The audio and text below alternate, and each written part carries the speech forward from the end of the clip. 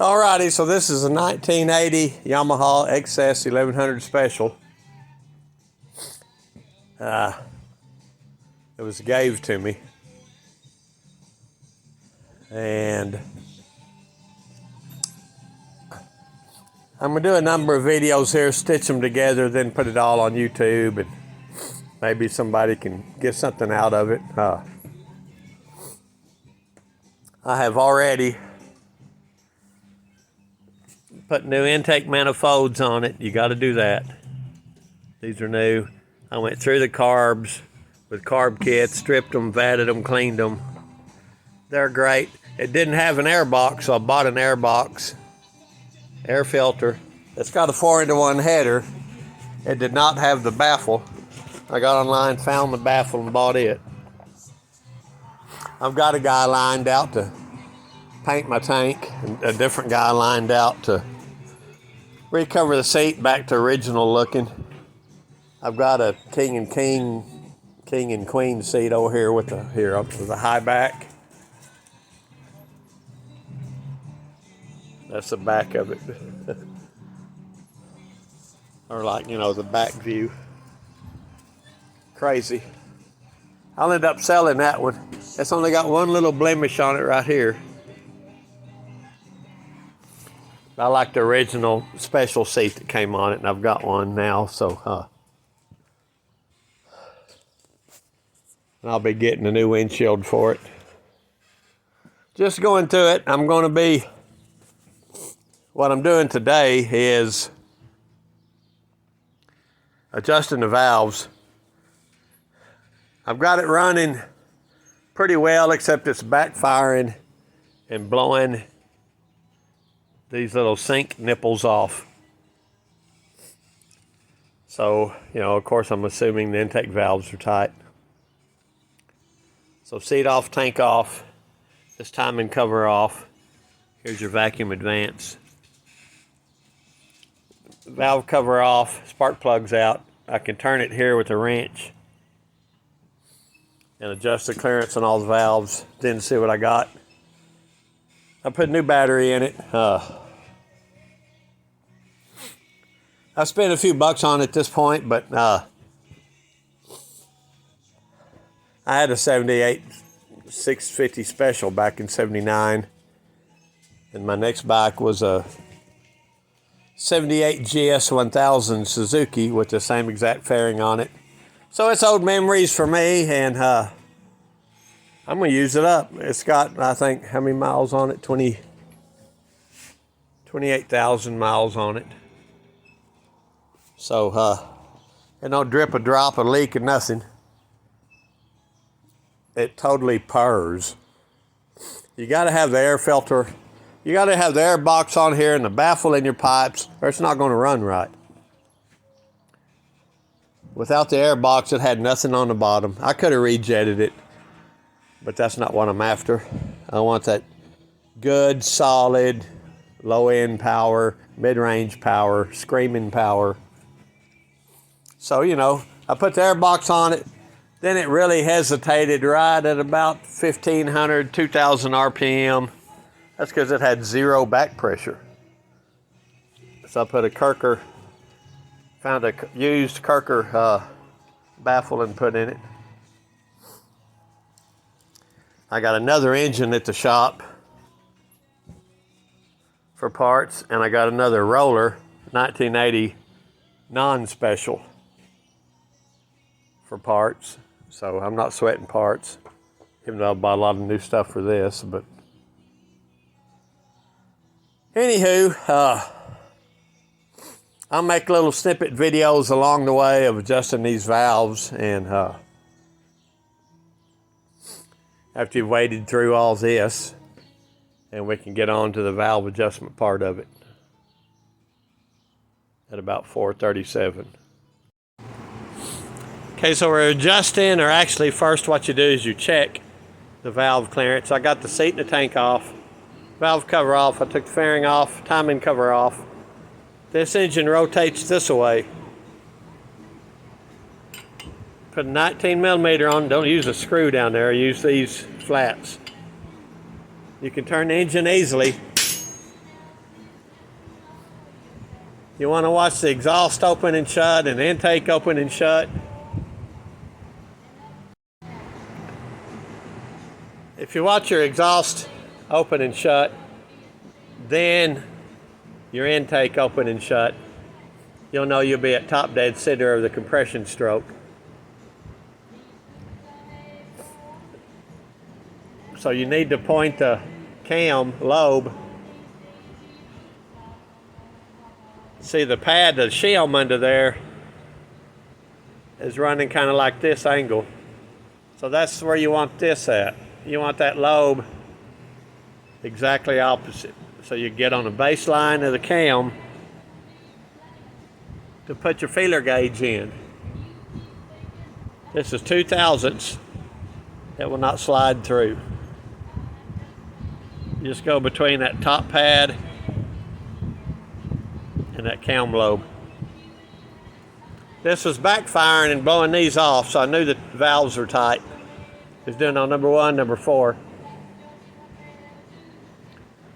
So I'll go over here, find my pen.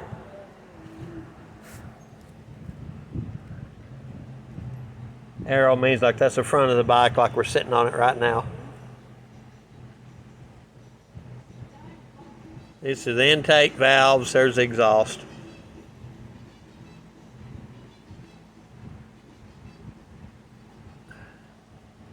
Right now that intake is less than 2/1000ths. And the exhaust you set at 8 to 10, intake 4 to 6. Of course, you'd rather put them on 5 or 6. That way it'd be longer till you need to adjust them again.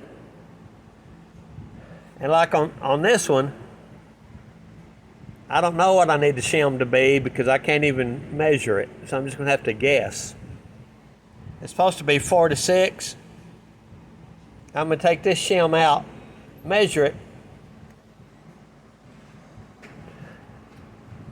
The thickness of it. Then I'll just simply put in one about 0.008 thinner to try to open up some clearance. That's a weird looking cam lobe, and here's the shim. And there's the valve head, you know. Basically what we're doing is get clearance for when it warms up, all the clearance about goes away. So I'm just gonna go down the line, seeing what I got.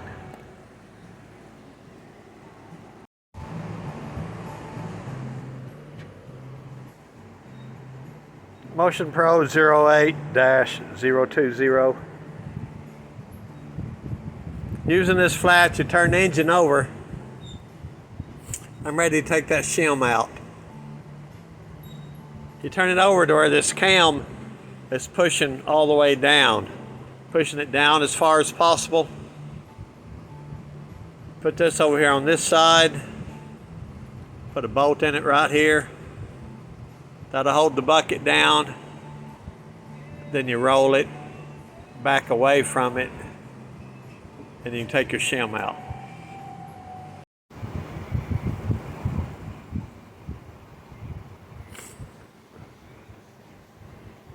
When you have this cam lobe pointing down, to put this in, well, let me back up. First, have your point up here. See that little notch? Let me find a pointer here. Little notch in that bucket. No telling where it'll be, but with this lobe pointing up here, you can spin that around and get it up here to where you can work with it. That notch is there so you can get under the shim. The shim is this piece.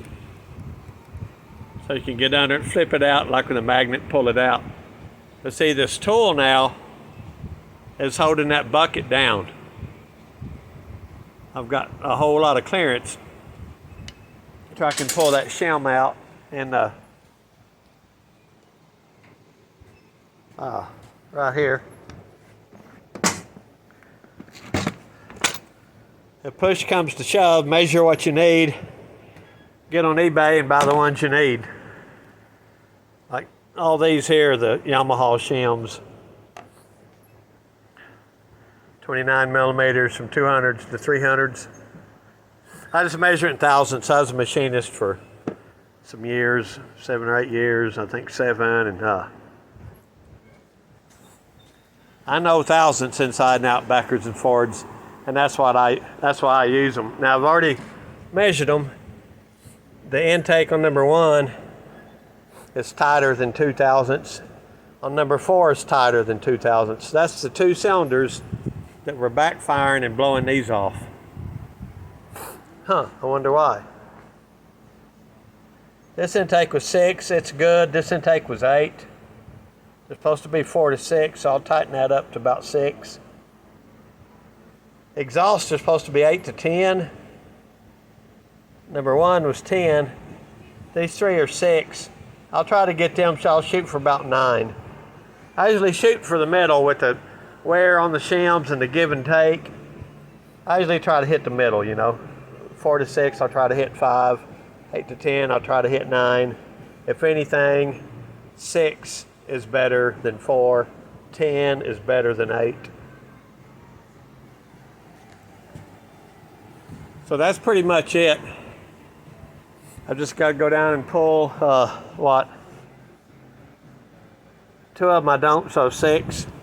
There's 6 of them I have to take out and re-shim, and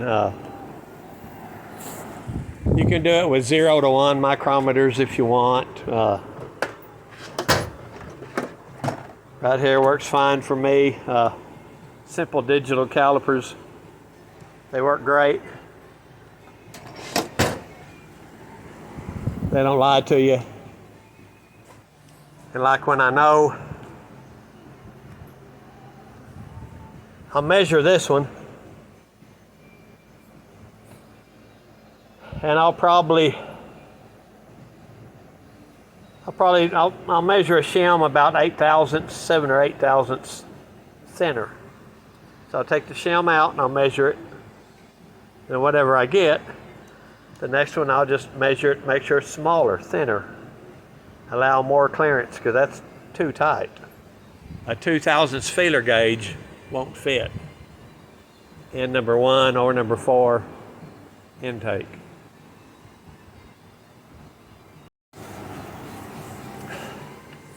The steering's notchy, so I do have new steering bearings to put in it. Of course, the fork seals are dead. I've got new fork seals to put in it. The front brakes don't work at all. I'm gonna gut them, clean them, go back together.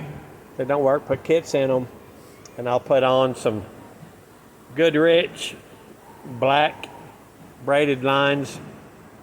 Work a lot better. And I got new tires for it. It's just kind of been a money pit, but it's been fun. Memory City. This is a special, meaning it had the seat with the step in it. It had cut off pipes coming up, cut off to look cool. It had these buckhorn handlebars that everybody hates. Look at them. You have to ride like this instead of like this. You ride like this. Well, I already stole a set of bars at the shop in our junk pile. That's exactly what I want. Just good old tiller style handlebars. A lot of control, very comfortable. All kinds of stuff like that. So, anywho, it's a work in progress. I'll be sticking I'm eager to get this done to see if she really purrs, because I got her really purring other than these popping off and on very low RPMs it was bubbling and popping on me. Well, that's because it hadn't got no compression in number 1 and number 4. So as I work on it, I didn't even think to do it. I've got a few carb videos on YouTube for Roll Star, this and that. But as I do the forks, I'll probably do a video. It's all pretty straightforward. You just take it all totally apart, clean it real good, put it all totally back together. The whole key is the screw in the bottom down here that holds it all. And I'll put dyna beads in the tires so they dynamically balance constantly. I still need this little metal bar. So I've got about 42 zip ties on here holding the battery in. Anywho, feel free to comment and holler. I reckon that'll about do it for this time around.